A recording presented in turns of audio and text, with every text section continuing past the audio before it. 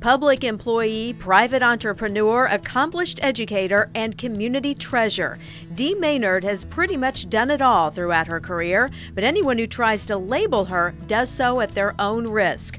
One of her original mentors, George Fisher, discovered this firsthand when, as Kentucky Governor John Y. Brown's cabinet secretary, he discovered she was far from just another state employee. I was helping John Y. Brown when he was governor to make the system more efficient up there. And the first person I met was Dee Maynard. And I assumed that she was just another bureaucrat that would be a stumbling block toward us changing things. She shocked me in that she became a powerful force, a changing agent, and she had this perhaps a latent desire, which I didn't know about, to improve the efficiency of state government, and all I did, I think, was to give her a chance to do it. Dee's outstanding ability and motivation soon led her to the position of Kentucky's Commissioner of Personnel, a post where she was able to realize her full potential as a public servant. I think from Governor Brown's standpoint, the most pride he would take in the fact that we reduced the number of state employees by 22%, and at the time, the economy was very, very challenging. The tax dollars were not rolling in, so that was a good thing for government to do.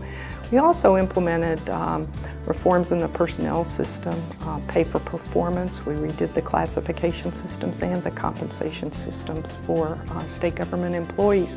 And what is very interesting to me is that about 3 months ago, I was in the office of a state government employee.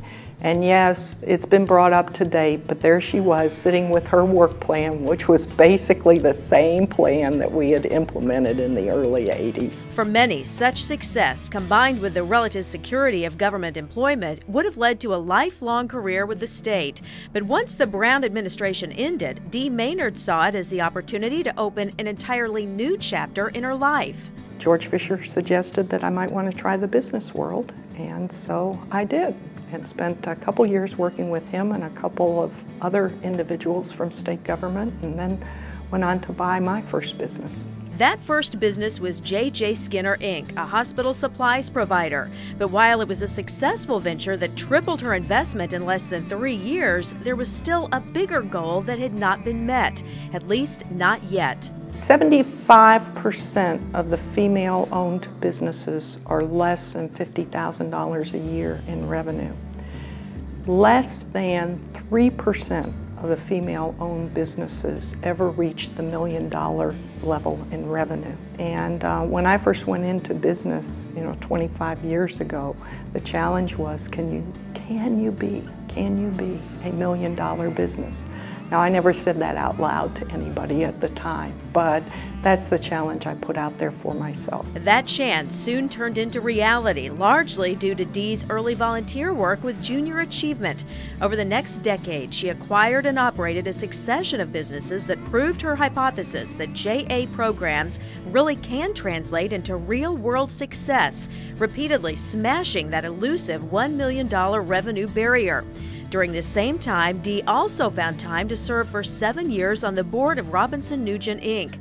And in typical fashion, her leadership in that role was marked as much by its unassuming nature as its expertise. Really, she didn't speak very often. But like what was the brokerage guy, when she spoke, everybody listened. She just has enough ego to step forward when it's appropriate. But she doesn't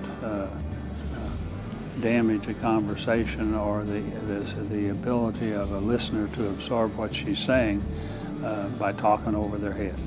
Dee is the person who sits in a room quietly and politely and listens to debate, and then when people might be stuck on where to go, she says one thing quietly, and everyone thinks, aha, that's exactly what we need to think about. Most recently, Dee Maynard has moved from day-to-day management to an investment role, giving other women the chance to succeed as she has. And by providing acquisition capital and serving as advisor and mentor, she's already helped nurture 3 different businesses which have met that elusive $1 million revenue mark. I love working with the small businesses where you get to put your hands in lots of different things and have different challenges every day. Dee also invests her time in volunteer activities, most notably for Junior Achievement, where her dedication to the development of the next generation led her to average 10 hours of teaching time in 25 different high schools in the past year alone. Dee Maynard is my best friend in the classroom. She loves my students. She is very energetic. She comes in and the students love her. She'll work with them for 2 weeks at a time.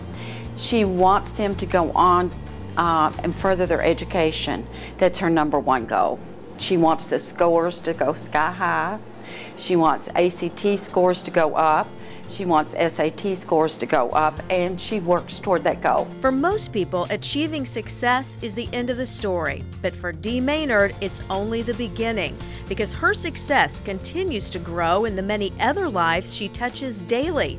And while it takes time, devotion, and effort, she wouldn't have it any other way. You know, you try to take those things that folks have done for you over the years, and then you say, gee, it's my turn to serve this role too.